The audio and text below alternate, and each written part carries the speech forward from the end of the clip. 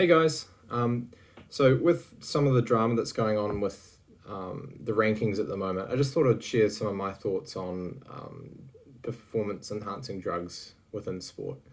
So I come from a swimming background, and really there wasn't a lot of this kind of discussion in that sport. It's a lot smaller subset. It's not to say that like it doesn't happen in swimming, but certainly a lot less so, I suppose, than in a strength-based sport.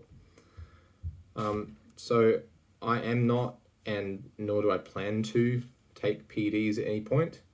Not that you should believe me. I know a number of people that have kind of said publicly that they're not using, but through the grapevine, I've heard that they have taken at some point or are currently taking. But that said, hopefully my actions and also my happiness to be tested gives some kind of indication that, or some kind of confidence that what I'm saying is true. So a bit of background, when I first made these rankings, I did think about, do I want to try and keep this list clean? And I eventually decided it was just going to be too difficult and there was no way to kind of ascertain who is using and who isn't. So I decided just to make a comprehensive list and then just basically go from there. Things that have changed since that point. The AEF have actually started testing, which is fantastic. Love to see it. So now that's really what's facilitated being able to do two separate lists, because ultimately, like, I don't want the sport to become about whoever's body is able to handle the most growth hormone or the most Anavar or whatever other PED you want to insert in there. I think it's a shame for that to basically be what the sport is, just whoever's body can take the most, who's willing to risk their life the most. And I've already seen someone's reaction to a loss isn't, oh, I'm going to go and change this about my training, I'm going to train harder, I'm going to dial in my nutrition better, I'm going to get more sleep and recover. It's just, next time I'm just going to ramp up my chemical repertoire so that I win. And that's not what sport should be. It should be about who's best as an athlete, who's put in the most work in training, who's trained smartest, all that kind of stuff. That said, I do see the value in investing all the small amount of money that we do get back into the sport, because obviously there's not a lot of money to go around, so any money we do get should be spent wisely. And so on that theme, that's why I kind of have the two rankings, because there are two line of thoughts. One, we want to have a clean system to eventually get into things like the Olympics, also to have it kind of family friendly, particularly for young athletes just coming into the sport. Maybe they're in their teens or even younger. We want them to be able to feel like they can achieve things without it being impossible because this guy's on juice, so there's no way I can medal. That's not what we want the kind of inlet to the sport be. Obviously, once you get to a higher level, if you want to take things to the next level, that's the risk you're taking. But then at that point, you shouldn't be competing within natural leagues.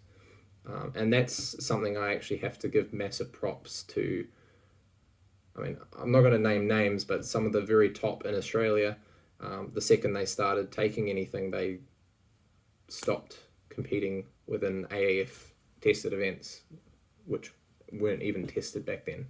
So really big props to anyone that, when they start going on things, they decide to keep away from the tested events.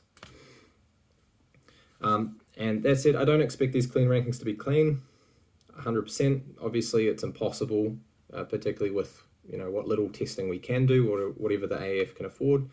That said, I have started noticing certain people absent from particular events when they're being tested.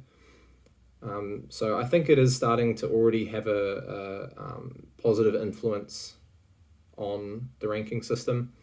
and I hope that over time it will gradually be cleaned up, because there's the 1 year inactivity clause for both rankings, but for the clean one in particular.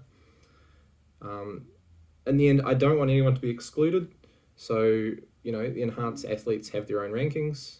They've got their own events, like AWE's just started up. Fantastic promotion. Some of the best live arm wrestling you're going to see. 1080p quality was absolute primo. So that's awesome to see that kick up and start to rattle some of the big names. Apparently they're getting a bit intimidated, so that's cool that an Australian promotion can have that effect. But then natural athletes also have their platform on the sanctioned rankings and in promotions such as what the AAF run. At the end of the day, we're all in the sport together. We're all trying to achieve the same goal, that is growing the sport. So we're all on the same team here, and we should work together. Even if we've got different methodologies of doing it, there's no animosity between different promotions. It's just, you're going to take the route of, we want to keep our athletes clean and hopefully eventually push for inclusion in the Olympics. And we want to invest the most money possible in the sport because we think that's going to grow it the fastest and potentially be a successful business venture. So just thought I'd share my thoughts. Looking forward to competing tomorrow at State Champs, New South Wales Champs. It sounds like we've got the biggest attendance ever. Like, it's going to be over 70, which is fantastic. Like, I think Oz was saying the under 95 class is bigger than at nationals, the under 90 and under 100 combined. So that's going to be an electric atmosphere, and I'm super, super excited to be a part of it. See you guys tomorrow.